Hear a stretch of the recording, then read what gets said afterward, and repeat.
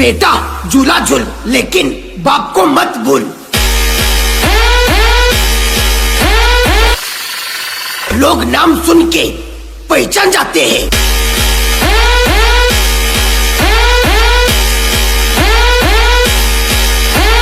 बोले तो बी ए ब्रांड। તમ તમારે જેટલા તમારા હગા વાલા હોય એને લેતા આવજો, એટલે મનની મનમાં ન રહી જાય।